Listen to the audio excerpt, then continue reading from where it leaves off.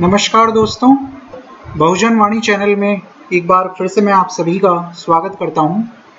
और आज जिस विषय पर हम बात करने के लिए आए हैं वो प्रधानमंत्री जी ने जो लॉकडाउन के संबंध में कल मन की बात की उसके विषय में, और जो हमारे गृह मंत्री हैं जिन्होंने आज तक को एक इंटरव्यू दिया, आज तक की जो एंकर हैं अंजना ओम कश्यप उनको अमित शाह जी हमारे गृह मंत्री जी हैं, उन्होंने इंटरव्यू दिया। और इंटरव्यू में किस तरीके से उन्होंने एकदम कोरा झूठ बोला, मतलब कि आपको क्या आप कहें कि इस तरीके से इन्होंने, चाहे वो हमारे प्रधानमंत्री जी हों, चाहे वो हमारे गृह मंत्री जी अमित शाह हों, ये लोग इस कदर झूठ बोलते हैं रैलियों में या इंटरव्यू में। और मीडिया कभी इन्हें बीच में रोकता नहीं है।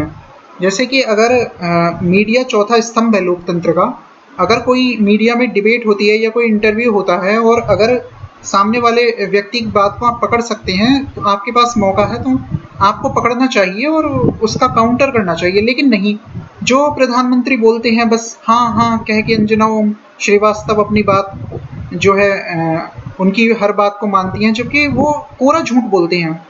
और कोरा झूठ उन्होंने किस तरीके से बोला है ये दिखाने के लिए मैं आपको ये वीडियो दिखाना चाहूँगा कि किस तरीके से उन्होंने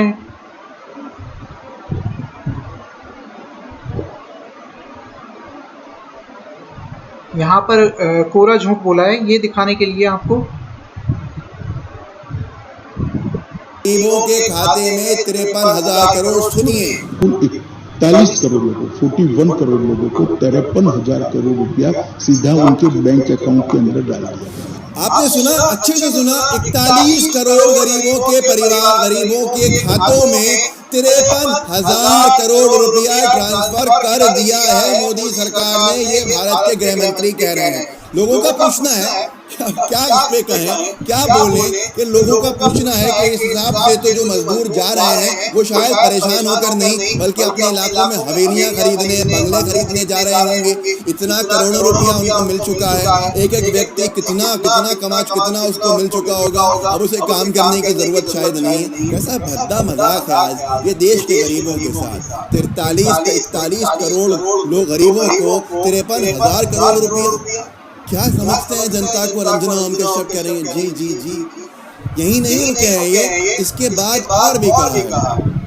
इसके बाद उन्होंने कहा कि 20 करोड़ महिलाओं के खाते में 20,000 करोड़ रुपया ऑलरेडी सरकार डाल चुकी है। लगभग जनधन योजना के जिनके अकाउंट है से 20 करोड़ महिलाओं को 20,000 करोड़ रुपया इनके बैंक अकाउंट में ऑलरेडी डाल चुके हैं। सोच सकते हैं आप, 20 करोड़ महिलाओं के खाते में 20,000 करोड़ रुपया। ये एक ही बात में क्या एक ही रात में करोड़पति बना दिया देश के हर गरीब को, हर कमजोर महिला को, हर कमजोर वर्ग को। 41 करोड़ लोगों के गरीबों के खाते में 53,000 करोड़ डाल दिया। सोचिए, 20 करोड़ महिलाओं के खाते में 20,000 करोड़ डाल दिया। सोचिए आखिर क्या कर रही है ये सरकार, क्या कह रही है ये सरकार। इन्होंने यहीं पर नहीं रोके। आपको आज यकीन है इस सरकार के ऊपर कि ये सरकार जो बोलती है सच बोलती है? अगर यकीन है तो जिस हिसाब से आज भारत में कोई भी गरीब नहीं बचा है। लेकिन यही नहीं रुके, इन्होंने PM किसान योजना की बात की। अमित शाह जी अब यहाँ पर ये देखिए कि 43 करोड़ लोगों के अकाउंट में अगर 53,000 करोड़ रुपए आ जाएंगे तो एक व्यक्ति पर आप खुद अनुमान लगा सकते हैं, आप खुद कैलकुलेट कर सकते हैं। यहाँ कोई ये बहुत बड़ी कैलकुलेशन नहीं है कि आप उसे कैलकुलेट नहीं कर सकते कितना बड़ा अमाउंट एक आदमी के हिस्से में ये बता रहे हैं। इस हिसाब से हर मजदूर करोड़पति हो जाएगा और किसी को काम करने की जरूरत नहीं होगी, जैसा कि ये भाई बता रहे हैं। बिल्कुल ठीक बात ये बता रहे हैं। तो झूठ बोलने की एक सीमा जो होती है उसको भी इन लोगों ने पार कर दिया है। ये ऐसे नेताओं को हम चुन करके ले आए हैं जिन्होंने एक तरह से लोकतंत्र का तो मजाक बनाया ही है। ये किस तरीके के उग्र भाषण देते रहे हैं। ये अभी 1 साल का ये जश्न मना रहे हैं। किस बात का जश्न मना रहे हैं? ये NRC के आंदोलन में हुए लोगों पर जो पथराव हुआ उसका, शाहीन बाग में जो आए दिन गोली चल गई, जब बीजेपी के ये आलोक वर्मा जैसे लोगों ने भड़काऊ बयान देने शुरू किए, ये क्या जो कुलदीप ठाकुर हैं, जो अनुराग ठाकुर सॉरी, उन्होंने भड़काऊ बयान दिया कि गोली मार दो। तो इस तरह की बात करके और फिर जो दिल्ली में दंगे सामने आए, इसका ही नतीजा हुआ जो लोगों के मन में इन्होंने एक नफरत का व्यापार खड़ा किया था मीडिया के द्वारा, और उसके द्वारा फिर जो है दिल्ली में दंगे हुए, मुसलमानों की दुकानें जलाई गई, उसमें कुछ हद तक हिंदुओं को भी नुकसान हुआ। तो इस चीज़ का ये जश्न मना रहे हैं अपने 1 साल के कार्यकाल में। ये उपलब्धि इन लोगों की है। ये मतलब देश को विश्व गुरु बनाने की बड़ी बड़ी कस्में खाया करते थे। इन लोगों ने ना जाने क्या क्या वादे लोगों से करके उनका वोट ले लिया। गुजरात में कितने लोगों का इन्होंने नरसंहार कराया, और बयानों को होस्टाइल करके ये लोग जो है झूठते रहे। इनकी असली जगह जेल में होनी चाहिए। ये हमारे ये सरगना बने हुए बैठे हैं केवल हम लोगों की मूर्खता के कारण। हम लोगों ने ही इनको सर पे चढ़ा लिया है, और देश की बर्बादी का कारण केवल ये है कि क्योंकि जो किसी देश को जब चलाया जाता है, उसकी इकोनॉमी होती है, उसकी एक पर्टिकुलर विदेश नीति होती है, उसको चलाने वाले एक्सपर्ट होते हैं। पर यहाँ जो है जब से इनका शासनकाल आया है, ये एक तानाशाह की तरह निर्णय ले रहे हैं। तानाशाह की तरह निर्णय लेते हैं। गृह मंत्रालय को कुछ पता नहीं होता, फाइनेंस मिनिस्ट्री को कुछ पता नहीं होता कब कौन सा ये डिसीजन ले रहे हैं। ना ये फाइनेंस के खुद जानकार हैं, ना ये डिफेंस के जानकार हैं। इन लोगों ने पुलवामा में हमारे जो शहीद उनको मरवाया, और उनके कफन पर इन लोगों ने राजनीति करके वोट लिया। और अब ये आकर के सीए एनआरसी जैसे बहुमत में आकर कानून थोपने की कोशिश कर रहे हैं लोगों पर। लोगों से ये नागरिकता छीन लेना चाहती हैं उनकी, ये डिटेंशन कैंप में भेजकर मरवाना चाहती हैं लोगों को। तो ये इनकी हकीकत है। और जिस कदर ये झूठ बोलते हैं, और जिस कदर से मीडिया इनको इनके झूठ को सपोर्ट करता है, ये समझ चुके हैं। ये असल में ये जुबान नहीं फिसलती है इनकी। ये बहुत से लोगों को गलतफहमी हो सकती है, इस खेल को आपको समझना होगा।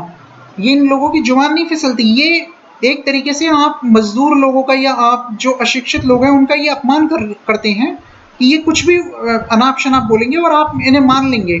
और एक रैम्बो, एक मसीहा की तरह जो है लोग इन्हें पूजने लगे हैं बिना कोई तर्क किए, बिना कोई सवाल उठाए। तो ये एक बहुत गंभीर विषय है।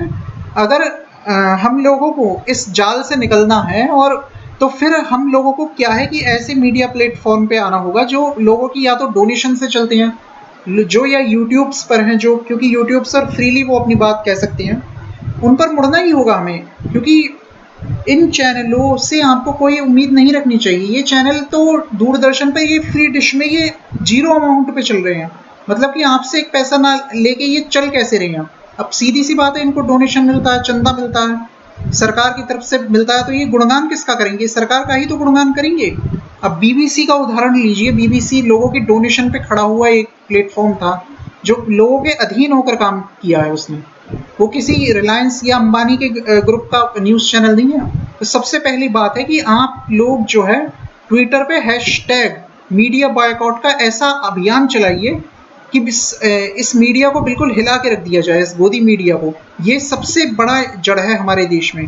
दंगे फैलाने हो, चाहे किसी भी तरह से मतलब नेताओं को राजनीति में लाना हो, इनके पीछे इन गोदी मीडिया वालों का हाथ है, जिस तरीके का ये दुष्प्रचार करते हैं। जी कहते हैं कि पीएम किसान योजना में मोदी सरकार ने किसानों को डायरेक्ट ट्रांसफर किया है। 8 करोड़ 20 लाख किसानों के खाते में 16,394 करोड़ रुपये डाले। इस हिसाब से अगर आप हिसाब लगाएंगे तो 1900 रुपया हर किसान के खाते में डाला गया है। दोस्तों 1900 रुपये के अंदर आप अपना घर चला सकते हो? 1900 रुपया तो अमित शाह जी बहुत फख्र से कह रहे हैं, बहुत गर्व से कह रहे हैं, जैसे ये सरकार ने बहुत बड़ा काम कर दिया। यहीं पर निर्मला सीतारमण ने कहा था कि 500 रुपया ट्रांसफर करेंगे। ईद के त्यौहार में बच्चों को ईदी दी जाती है इतना टॉफी चॉकलेट खाने के लिए या उनको खुश करने के लिए। क्या इसके अंदर 10 दिन का दूध आ सकता है किसी बच्चे का? 500 रुपया निर्मला सीतारमण कह रही हैं। अमित शाह जी जो कह रहे हैं उस हिसाब से 1900 रुपया है। सच कौन बोल रहा है किसी को नहीं पता। अनभक्तों के हिसाब से करोड़ों रुपया ट्रांसफर कर दिया गया है और अमित शाह जी ने कह ही दिया है यहाँ पर। आप अगर जितना इस सरकार में भरोसा करना चाहेंगे तो ये भरोसा तोड़ते जाएंगे। इतना झूठ बोला जाता है, एक ही एजेंडा है, झूठ बोलो, जम के बोलो, सच बोलो। अमित शाह जी ने पहली बार नहीं किया है। अमित शाह जी हैबिचुअल ऑफेंडर है इस मामले के अंदर। बंगाल गए थे, याद है आपको? बंगाल गए थे दोस्तों, तो इन्होंने कहा था कि हम सीए लाए हैं, इसके अंदर इसके बाद एनआरसी लेकर आएंगे, चुन चुन कर बाहर निकालेंगे, किसको निकालेंगे किसको नहीं निकालेंगे ये गिनाया था। सदन में कहा था सीए आया है, एनआरसी का रास्ता है, आगे एनआरसी आएगा। मोदी जी ने देखा कि देश के अंदर विरोध हो गया, अंतर्राष्ट्रीय स्तर पर विरोध होने लगा। नरेंद्र मोदी जी कहते हैं एनआरसी की तो बात ही नहीं चल रही है। अमित शाह जी से पूछते हैं लोग, अमित शाह जी कहते हैं मोदी जी सही बोल रहे हैं, अभी एनआरसी की तो कोई चर्चा ही नहीं हुई है। खुद बोलते हैं पहले और बाद में ये बात है। निरंतर झूठ बोलते जा रही है ये सरकार, लोगों को यकीन हो जाता है जो अनभक्त है, और मीडिया इनका किस तरह से साथ देता है वो आपने हमारे क्लिप में देखा। आज हैरानी इस बात की है कि किस तरह से देश की जनता को बेवकूफ, मजदूर परेशान है, लेकिन मीडिया उसकी परेशानी को ढांकने के लिए मोदी सरकार के झूठों को आगे प्रसारित करती है, प्रचार करती है ताकि लोग नहीं समझ पाए। आपको क्या लगा ये सब देखकर आज? अब देखिए कि एक ज्योति नाम की जो लड़की थी जिसने एक बहुत ही साहसिक कार्य किया, गुरुग्राम से लेकर बिहार तक उसने अपने पिता को साइकिल पर बैठाकर लगभग हजारों किलोमीटर की यात्रा करके वो लड़की पहुंची। उस लड़की से माफ़ी मांगने के बजाय कि वो उनकी एक तरह से जो हमारी जो व्यवस्था है, जो हमारी व्यवस्था में कमी है, उसकी वजह से उसे ये कार्य करना पड़ा। बजाय इसके कि उस लड़की को कह रहे हैं, उस लड़की पर ये एहसान जाहिर कर रहे हैं कि इस लड़की को हम साइकिलिंग में प्रमोट करेंगे, इस लड़की को ट्रेनिंग देंगे।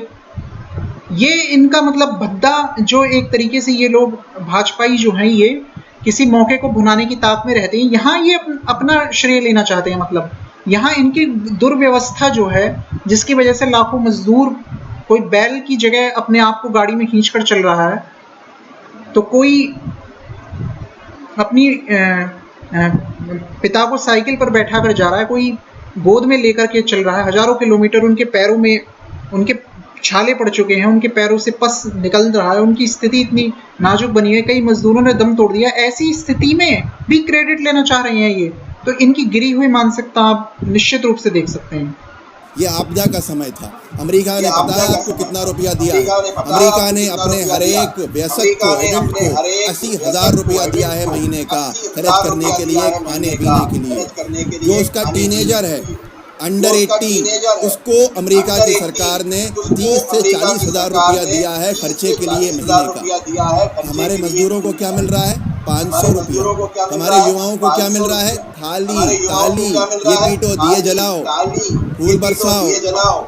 आज भी आपको यकीन है सरकार के ऊपर? अमेरिका का आदमी है तो उसको 80,000 रुपया, भारत का अगर मिडिल क्लास है उसको 1 रुपया भी नहीं। स्मृति ईरानी का झूठ याद है आपको? कुछ दिन पहले जिसको मोदी मीडिया ने कैसा चलाया था, 80 करोड़ परिवारों को फायदा पहुंचाया था। इस हिसाब से भारत की आबादी के 3 गुना लोगों को फायदा पहुंचा दिया था।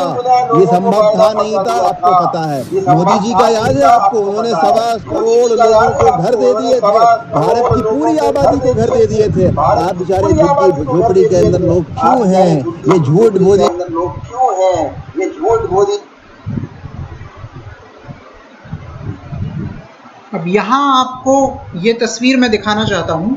यहाँ पर ये जो तस्वीर है, जैसा कि आप जानते हैं कि मोदी जी के खास दोस्त हैं रजत शर्मा जी, जो अरुण जेटली जी के भी दोस्त रहे हैं। और निश्चित रूप से जब दोस्ती है तो आप तो जानते ही हैं कि दोस्त का झुकाव किसकी तरफ होगा, निश्चित रूप से अपने दोस्त की तरफ ही होगा। तो अब इन चैनलों पर मोदी जी इंटरव्यू देते हैं। अब इन चैनलों पर ही, इस चैनल ने फीड देखिए क्या चलाया कि 1 करोड़ कोरोना मरीजों का फ्री में इलाज किया गया। अब ये आप मतलब ये किस तरीके से हजम करने वाली बात है कि देश में संक्रमित अभी तक जो है वो 2 लाख से कम है और 1 करोड़ों का फ्री इलाज कर दिया इन्होंने। अब मतलब इन्होंने तो 600 करोड़ लोगों का वोट ले लिया, इन्हें 600 करोड़ लोग वोट देते हैं। इन्होंने जो है 125 करोड़ लोगों को घर की चाबी पकड़ा दी, यानी कि फुटपाथ पर कोई सो ही नहीं रहा, झुग्गियों में कोई रह ही नहीं रहा, सब लोगों को जो है बंगले मिल चुके हैं। 43 करोड़ लोगों के लिए 53,000 करोड़ इन्होंने खाते में डाल दिए हैं। मतलब एक आदमी के पास कितने करोड़ होंगे आप खुद अंदाज़ा लगाइए। तो किस तरह का ये मतलब किस तरह का भद्दा ये मजाक करना चाहते हैं, मजदूरों का अपमान कर रहे हैं। ये अपने एक तरीके से अपने इतने स्तर से गिर चुके हैं, ये बौखला चुके हैं इस समय। इनसे कोरोना कंट्रोल नहीं हुआ, इन्हें मध्य प्रदेश में सरकार बनानी थी और उस चक्कर में इन लोगों ने बीमारी को आने दिया भारत में। ये चाहते उसी समय ये स्क्रीनिंग कर सकते थे, एयरपोर्ट्स पर लोगों को रोक सकते थे, लोगों को क्वारंटाइन कर सकते थे, लेकिन नहीं, इनके खुद के मंत्रियों ने अपनी यात्रा की जानकारी छुपाई और ये हम लोगों को शिक्षा देने चले हैं। तो दोस्तों, इनका दोगलापन साफ जाहिर है। ये झूठ बोलकर आपको मूर्ख बनाते हैं, लेकिन अब इतने भी मूर्ख नहीं है हम लोग की। लेकिन फिर भी ये है कि गांव में अधिकतर जो ग्रामीण परिवेश में लोग निवास करते हैं वो अधिकतर इनके बहकावे में आ जाते हैं। ये गिनती 6 करोड़, ये इससे उन्हें फ़र्क नहीं पड़ता, वो टीवी की चमकती हुए हेडलाइन में ही खो जाते हैं। तो अब ये हम लोगों का फ़र्ज बनता है कि हम तो इस चीज़ को समझते हैं, जो समझदार लोग हैं, लेकिन अगर ग्रामीण परिवेश के लोगों को या जिनको थोड़ी कम जानकारी है, जो मुख्यतः इनका वोटर बैंक वही लोग हैं, नासमझ लोग हैं, उनको हमें समझाना होगा। और टीवी की जो बीमारी है, इस टीवी की बीमारी का इलाज करना बहुत आवश्यक है। आप अपनी सोसाइटी में रहते हो, आप लोगों को समझाइए कि इन टीवी चैनलों का बहिष्कार करें, ट्विटर पे एक ट्रेंड चलाएं, लिखें हैशटैग बायकॉट गोदी मीडिया करके, इन सभी चैनलों का नाम लिखें। इन चैनलों के पोल तो खैर मैं आगे खोलता ही रहूँगा। फिलहाल अगर आपको ये हमारी जो एक विश्लेषण था छोटा सा, ये अगर आपको पसंद आया तो वीडियो को आप लाइक कर सकते हैं, शेयर कर सकते हैं, सब्सक्राइब कर सकते हैं। और बहुजन वाणी जो एक मंच है, ये हमेशा से ही मैं आपसे अब रूबरू होता रहूँगा और जो भी खबर होगी बहुजन समाज से जुड़ी हुई वो आपको हमारे इस चैनल पर मिलती रहेगी। तो अभी तक के लिए फ़िलहाल इतना ही। अब आपसे जो मुलाकात होगी हमारी